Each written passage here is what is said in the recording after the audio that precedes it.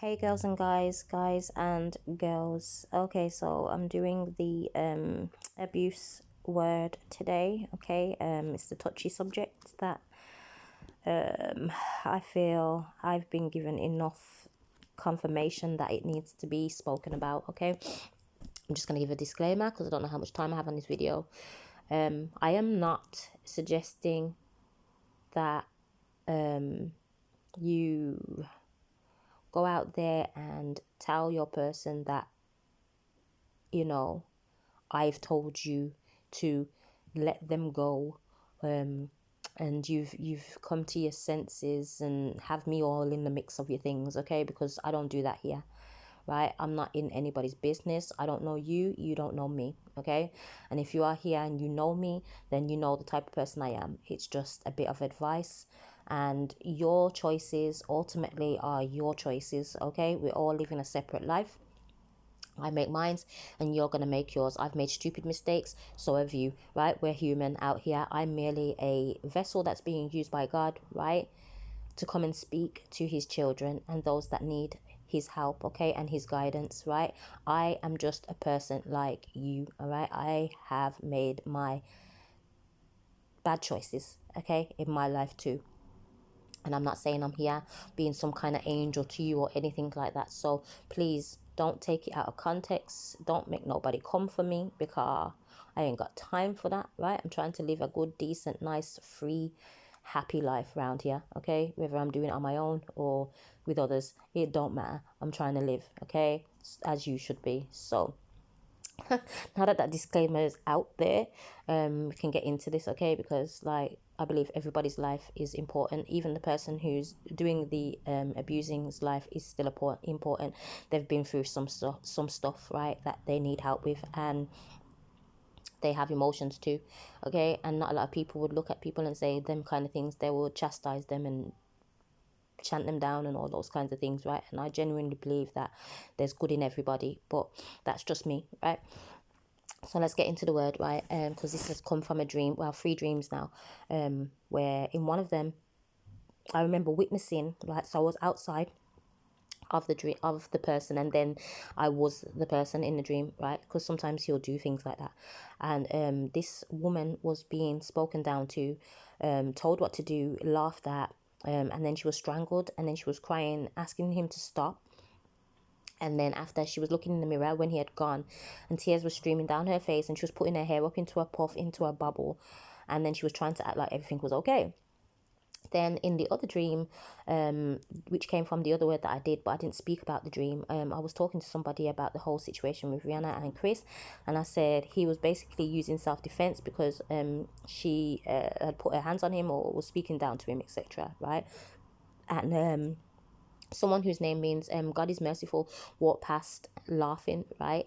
And basically that's where I got the double-mindedness from in the last dream, and he's laughing about the double-mindedness, right? Because you can't have it both ways, right? I don't like domestic abuse, but I can still understand why a person did that, like why he did that, because it was self-defense in that sense, right? When it's like done like that, I can see why that was done, but it's like a sense of double-mindedness. But as I said, we're not really speaking about that today.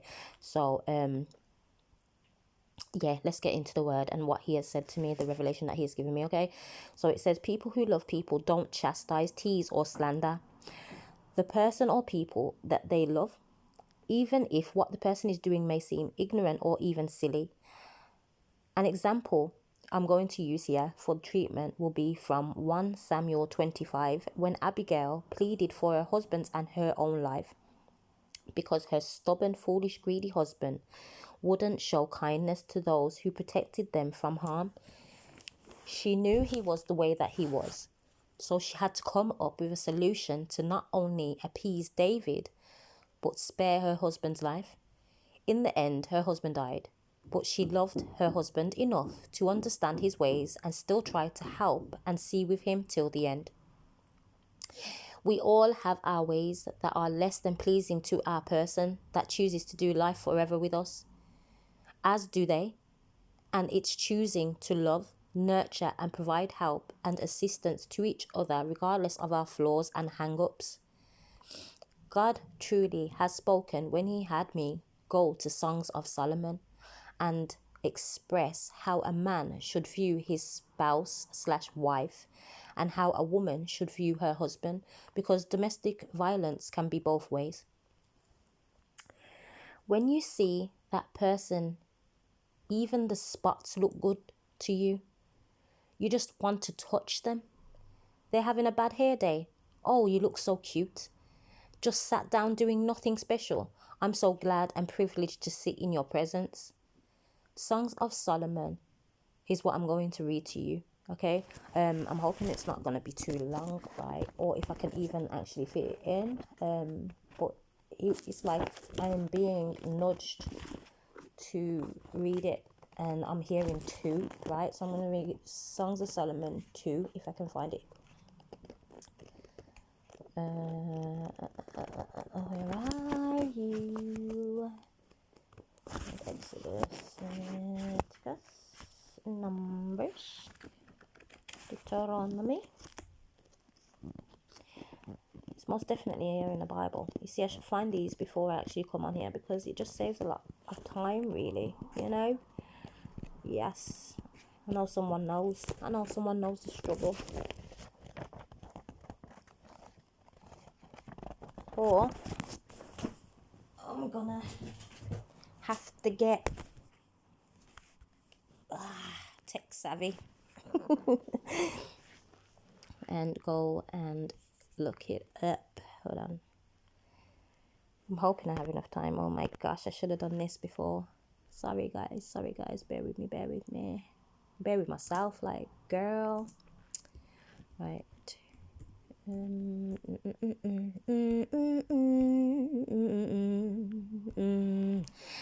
Songs for you.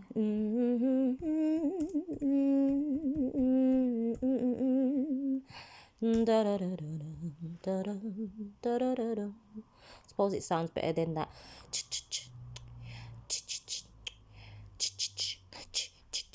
Sorry guys. It's too early. Why am I like this? Right. Let me put in what I'm looking for, because that would help.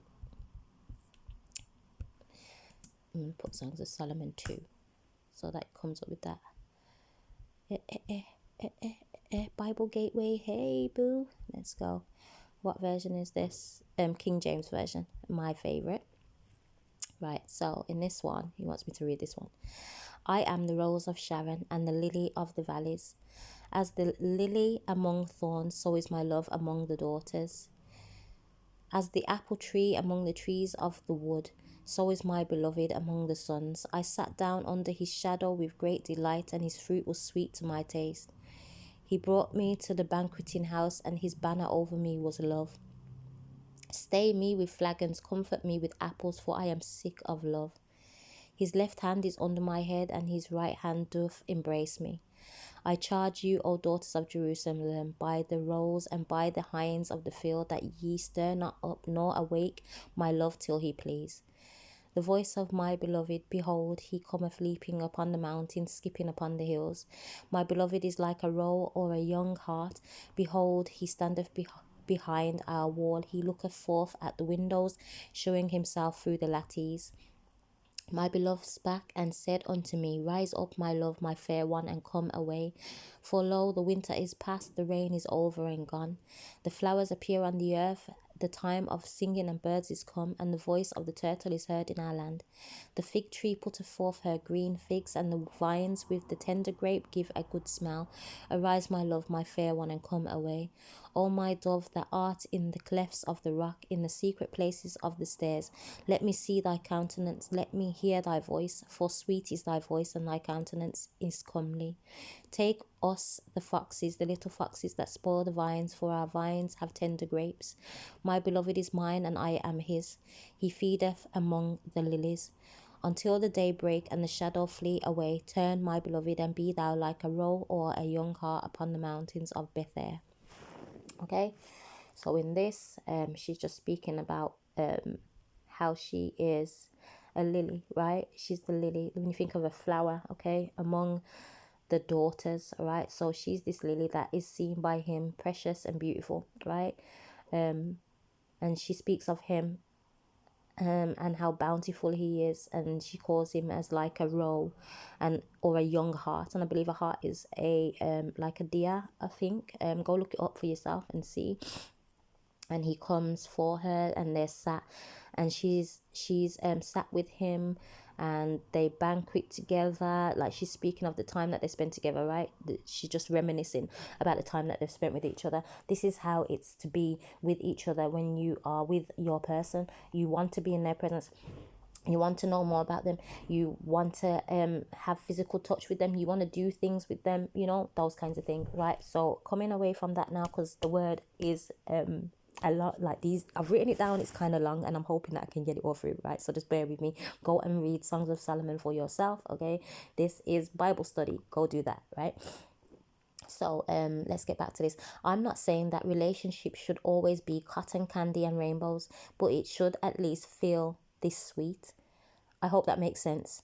I mean, it should be love regardless of what season your relationship may be in. Maybe you are both experiencing a Job season, or one of you are, and things are a little or a lot tight right now.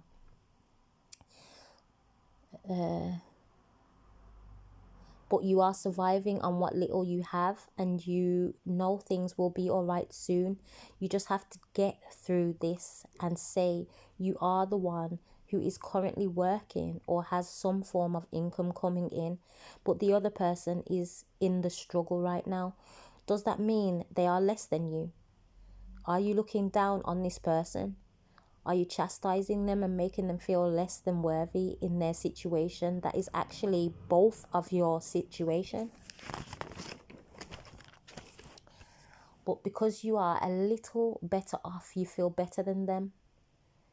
This is the reason a person can feel less than worthy, because instead of you reassuring them that you, as in the two of you, will get through this by giving them hope of abundance and a future, John 10:10. The devil comes to steal, kill, and destroy, but I have come to give you life, and life more abundantly. Paraphrased, okay? As God promised us and spoke life into us, is how you should speak life into your partner.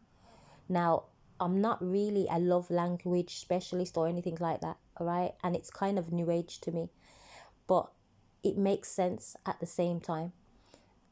Apply every one of the love languages to your relationship. So that's words of life, I will say, acts of service, physical touch, gifts, and quality time. I hope I've got all of them all together. So in the Bible, it says a man should love his wife like Christ loves the church, and so gave his life for the church, okay? And God so loved, it says, and God so loved the church that he gave his only son, all right? Paraphrase. Ephesians 5:25-33, and that wives should submit to their husbands, and also unto the Lord our God, which is also Ephesians 5:22-33. So, how can a woman submit, meaning yield, be submissive in the correct way? Because being a slave isn't the objective here, all right? Let's just clear that up before anyone tries to start with me. My eyes are big for a reason. The eye roll is real. Anyways, a wife/woman cannot submit and should not submit to an abusive man. You cannot respect someone who wants to beat up on you and then call that love. That's not love. It's learned behavior, trauma, and downright evil sometimes. Choose which or all if it is fitting. God said, men, love your wife like Christ loved the church and gave his life. Man, you have to love someone so much that you could even contemplate dying for the woman. That's sacrificing your own life, because the woman before you is so beautiful and amazing to you that you wouldn't want anything to happen to her. Not let's beat the crap out of her. You do not love that woman. Be honest with yourself. She's just fun to sleep with. Her body's banging. Her face is above par and above others you've probably seen this far. But does she look as good black and blue? Does she even smile the way she used to? Is she dressing up and looking good the way she once did? Or does she seem somber or even closed off? Has she begun to flinch whenever you go to touch her now? Does she even look at you the same way anymore, or is she avoiding eye contact? This woman is now broken.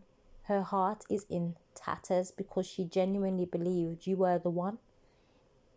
Sometimes us as humans use our carnal eyes to pick our person based off of them looking so damn good. Word that is key here is damn. Okay? Damn, look where we are now. Damn, this relationship. Damn this relationship, I'm out. Damn, look at that lengthing over there. She looks good. And damn, we are stuck in a rut. Okay, so lengthing in slang, basically beautiful, pretty, sexy, whatever the words are that they use these days, right? So looking outside of the relationship, okay? So here he said, set yourself free, woman or man, whichever way it pertains to you. Is this what you imagined your happily ever after would look like? I'm sure it wasn't the plan to be knocked about, spoke down to, and made to feel worthless. You've got to know your worth. In my situation, many moons ago, I fought back, which resulted in many torn clothes, sleepless nights, and almost killing him because of his cheating and abuse.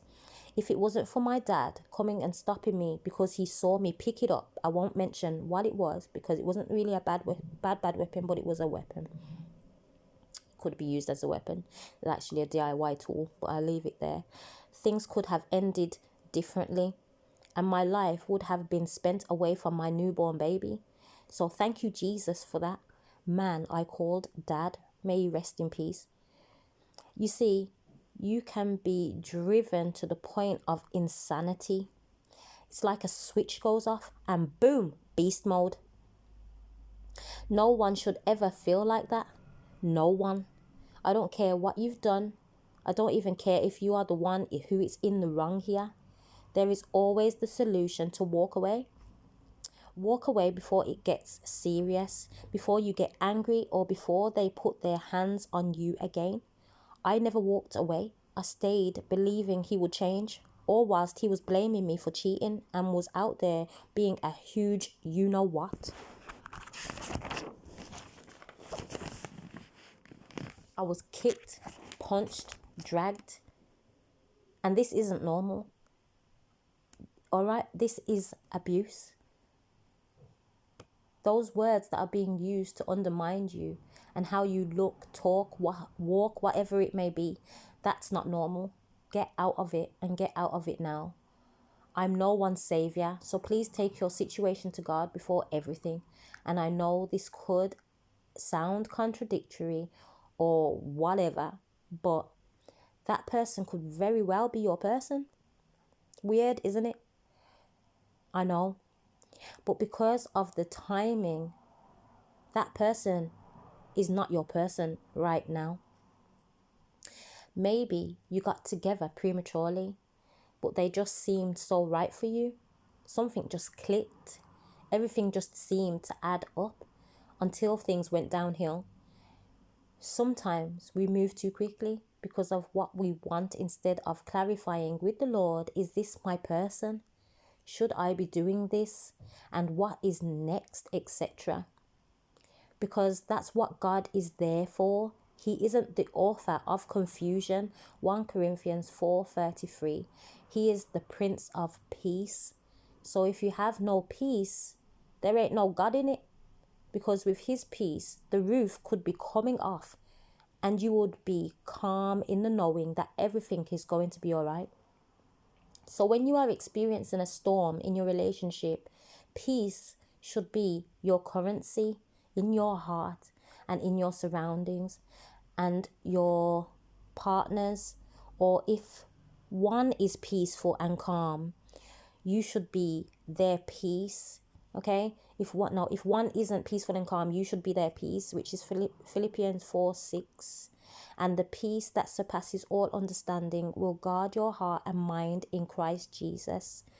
So find your peace, live and let live before things get worse. Please, to both parties, live and find peace, God's peace. Okay. Yeah, and that's the end of it. I got through it, guys. Oh my gosh. I'm so sorry for all the stutters and things of that nature. But you see, when you're writing is like terrible because you're trying to get everything that is being said to your spirit on paper. Sometimes your writing gets a little bit mad. So thanks for bearing with me. If you got this far, thank you. Yeah, I'm gonna leave it there because I don't want my goofiness to come out on the video, which it kind of often does, but right now it can get to a stage where it's like, oh my god. So I'm gonna say ciao, right? Bye.